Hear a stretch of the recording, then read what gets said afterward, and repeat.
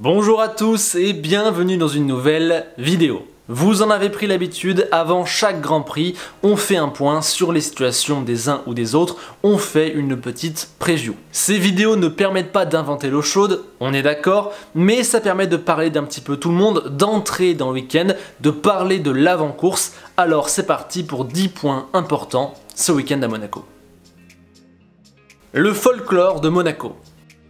Monaco, c'est un truc à part, un endroit où se mêlent histoire, exploit, perfection, glamour, record et performance. Rouler dans ces rues, c'est d'abord d'une difficulté incroyable, mais c'est aussi diablement prestigieux. Les Grands Prix de Monaco n'offrent jamais un spectacle de dépassement incroyable, mais c'est l'endroit où l'erreur est la plus probable, où le retournement de situation peut arriver, et surtout où la tension est la plus forte. Y gagner est encore plus beau qu'ailleurs, ce n'est pas juste un Grand Prix parmi les 22 autres, c'est LE Grand Prix. Il s'en dégage une atmosphère unique et rien que pour ça, j'attends ce rendez-vous annuel avec un sentiment différent et plus fort que les autres. Je sais que mon ode à Monaco ne plaira pas à tout le monde, certains ne regarderont le circuit que par le spectre du manque de spectacle et diront qu'on s'y ennuie, ce à quoi je suis absolument pas d'accord, mais bon, chacun a le droit d'aimer ou de ne pas aimer. Personnellement, j'adore et j'ai vraiment hâte de retrouver cet événement après 2 années d'absence.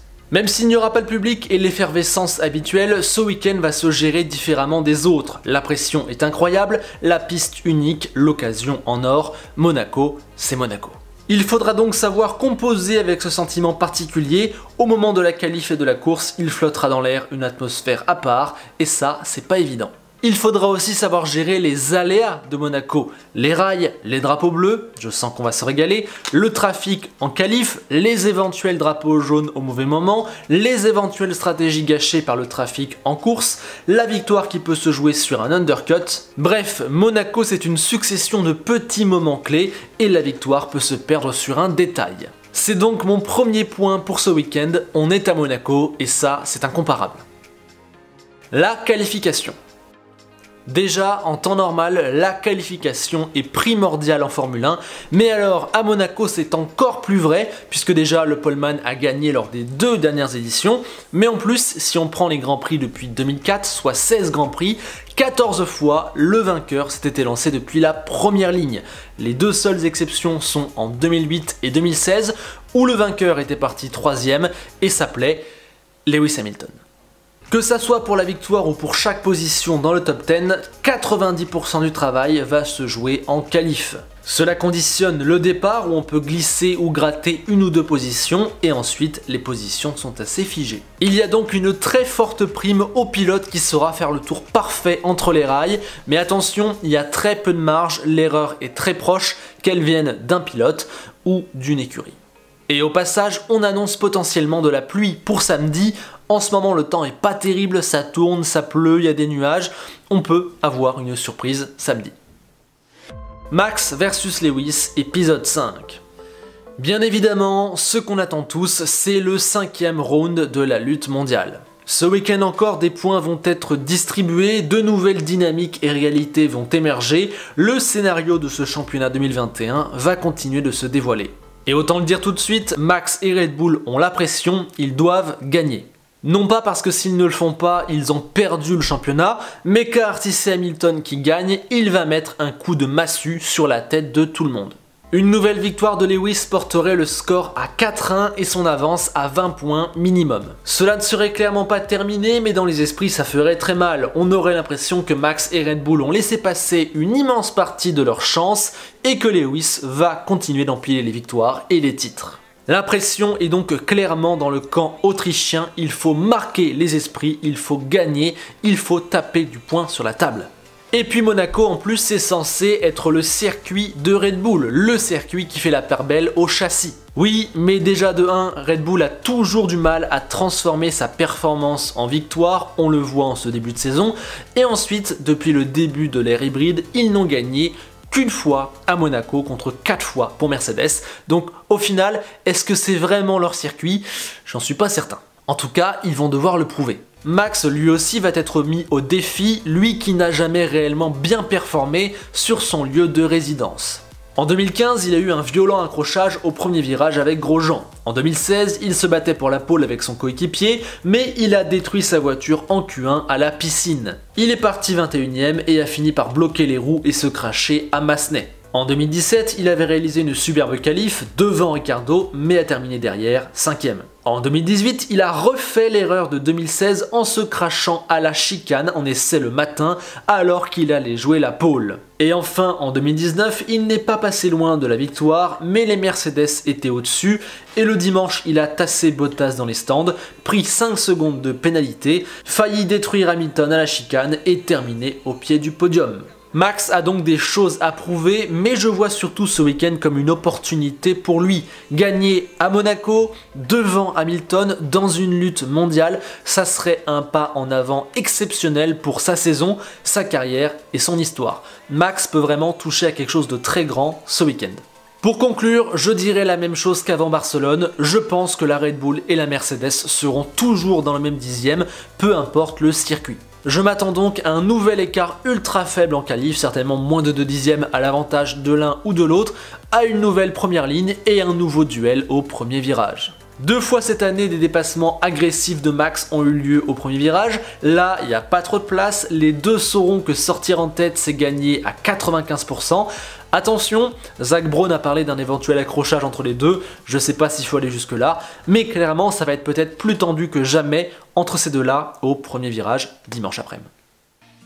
Pérez ou Bottas ? Sur ce point, j'irai rapidement. J'ai vraiment du mal à savoir à quoi m'attendre avec ces deux-là chaque week-end. Bottas sera-t-il en difficulté comme à Imola ou très proche comme par moment à Portimao et à Bahreïn? Aura-t-il encore des petits manquements qui coûtent cher ou parviendra-t-il à tout mettre bout à bout? J'ai l'impression que chaque week-end peut être un tournant positif comme négatif dans la saison et la carrière de Valtteri, à lui de nous prouver.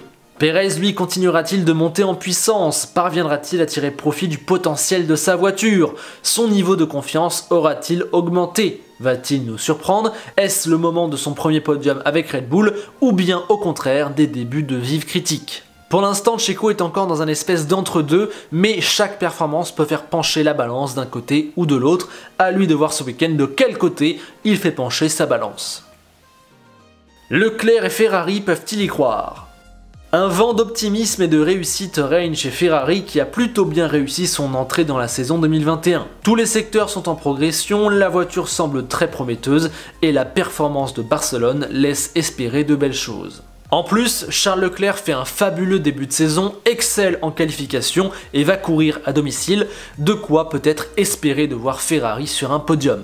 La boîte pourrait aussi venir de Carlos Sainz qui réalise une superbe adaptation dans l'écurie, qui n'est pas si loin de Leclerc, qui sait délivrer des performances très solides depuis 3 ans et qui a atteint la Q3 sur les 4 dernières éditions monégasques. Il y a donc beaucoup de signaux qui sont au vert du côté des rouges, mais il ne faut pas s'emballer, premièrement car Mercedes et Red Bull restent beaucoup trop loin devant. Et puis McLaren est toujours 3ème au général et va courir certainement roue dans roue avec Ferrari. Il ne faut pas oublier non plus que Charles Leclerc n'a jamais terminé de Grand Prix de Monaco, 2 abandons en Formule 2 en 2017, ses freins qui lâchent chez Sauber en 2018 et en 2019, Ferrari qui l'oublie en qualif, lui qui fait des exploits au départ de la course mais ça termine par un touchage de barrière à la rascasse. Sur une qualif magique, un super départ ou un fait de course, Ferrari peut espérer prendre un podium car ils seront en embuscade, mais j'avoue que ça reste un scénario qui me paraît assez improbable actuellement. Un nouveau McLaren. 3ème force du plateau depuis bientôt 3 ans, McLaren voudra encore montrer à Monaco qu'ils sont les 3e et ils voudront surtout répondre à Ferrari qui est revenu à 5 points à Barcelone. Tout ça bouge très vite mais il faut d'ores et déjà taper du poing sur la table, montrer que c'est eux les 3e.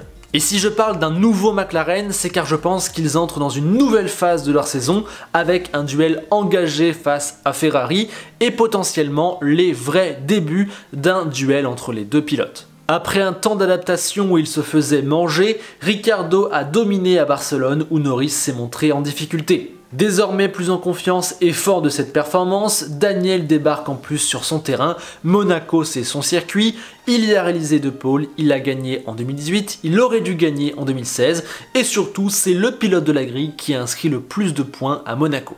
De l'autre côté, Norris vient de signer un contrat de plusieurs années chez McLaren, connaît un début de saison tonitruant si on enlève un petit peu l'Espagne. Bref, j'ai l'impression qu'on arrive un peu au premier vrai moment de duel entre ces deux pilotes-là, et ça va être super intéressant à suivre. Notons aussi cette magnifique livrée qui vient sublimer le tout, c'est vraiment le genre de détail que j'adore, je pense que chaque équipe devrait avoir le droit de changer une fois de livrée dans la saison. Un midfield à 2 vitesses. En ce début d'année, et ça se voit largement au classement, Ferrari et McLaren assomment le reste du midfield, il y a vraiment un gros écart. Alpine a fait de très bonnes choses récemment, Gasly tire parfois son épingle du jeu, Stroll a ramené quelques points, mais tout ça c'est bien maigre, AlphaTauri, Aston Martin et Alpine sont largement décrochés de la lutte pour la 3e place. Cela les place dans une situation compliquée où, à la régulière, ils se battent seulement pour 2 petites places dans le top 10 et seulement 3 petits points. Mais Monaco, c'est justement l'occasion de créer la surprise, notamment en qualif où les écarts sont plus serrés. Alpine est très forte dans ce domaine récemment et Gasly ne rate quasiment jamais le rendez-vous de la Q3.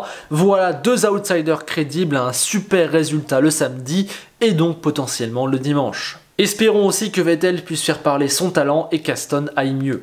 Je pense qu'il faut également rajouter Alfa Romeo à l'équation car l'écurie tourne autour du top 10 sans arrêt. Ces 4 équipes, les 4 A, sont pour l'instant vraiment en retrait du haut du midfield, à voir si à Monaco ils peuvent changer la hiérarchie, gratter quelques points, faire une performance qui va vraiment lancer leur saison. Williams, déclic attendu. Williams traverse cette saison 2021 tel un ovni, meilleur qu'en 2019 et en 2020, mais encore trop loin du top 10 et surtout diablement irrégulière de par son concept. À Portimao, elle se bagarrait avec une Haas, à Imola, elle se bagarrait pour le top 10. C'est un petit peu le yo-yo et chaque circuit va faire pencher la balance d'un côté ou de l'autre. Avec un tracé plutôt stable et faisant la part belle à l'appui, Monaco va peut-être paraître meilleur pour Williams. Y concrétiser enfin une entrée dans le top 10 à la régulière serait un résultat formidable. Catastrophe pour Haas. Avec une voiture pourrie et 2 rookies, dont un, disons, en difficulté, Haas fait un petit peu peur en arrivant à Monaco. Certains s'amusent déjà à parier sur le nombre de crashs, d'autres sur le temps de retard à l'arrivée. Et malheureusement, ces gens-là n'ont pas tort, j'espère que le week-end ne fera pas trop mal pour Haas. Verra-t-on des dépassements ? Et je termine donc par cette question car on le sait, à Monaco les dépassements sont rares et sont surtout très durs à faire. Hormis au départ et dans les stands, il se passe rarement un vrai dépassement construit et quand quelqu'un y arrive c'est souvent un exploit. Donc ma question c'est où, qui, comment? Au premier virage, à l'épingle, à la rascasse, à la chicane, Max sur Lewis, Lewis sur Max, Leclerc, Gasly, voilà. À vos paris dans les commentaires, verra-t-on un vrai grand dépassement sur cette course de dimanche? À vous de me dire. Parce que quand même, réussir un beau dépassement à Monaco, ça reste souvent dans le CV des pilotes, c'est souvent une image qui reste dans les mémoires. J'ai hâte de voir si un des pilotes de ce week-end pourra accrocher ça à son palmarès. Voilà, c'est tout pour cette preview. Je le répète, ces vidéos ont un petit peu tendance à toutes se ressembler. Je sais pas si j'en ferai pour chaque Grand Prix toute la saison. Pour ce week-end, je trouvais que c'était intéressant car il y avait 2-3 points à évoquer. Voilà, n'hésitez pas à me donner votre avis sur les 10 points que j'ai évoqués, sur d'autres que j'aurais oubliés et sur le concept des previews. Si vous voulez aller plus loin, on se retrouve ce soir à 21 h en live sur Twitch pour faire la preview de ce Grand Prix tous ensemble. On fera également nos pronostics et jeudi pour les essais libres 1 et 2, je serai également en live. Sur ce, je vous souhaite un excellent week-end. Il y a également Live 2 et la Freca, ça fait 5 courses en plus sur le week-end et 3 séances de qualif en plus, ça va vraiment être absolument incroyable, j'ai super hâte. Voilà, je suis très excité par ce retour de Monaco, que ce soit en F1, en F2 ou en Freca. Je vais dévorer ce week-end, j'espère que ce sera pareil pour vous. On se retrouve donc lundi pour le déprix et comme disait Enzo Ferrari, si tu veux gagner à Monaco, no heroic into Saint Devote. À bientôt.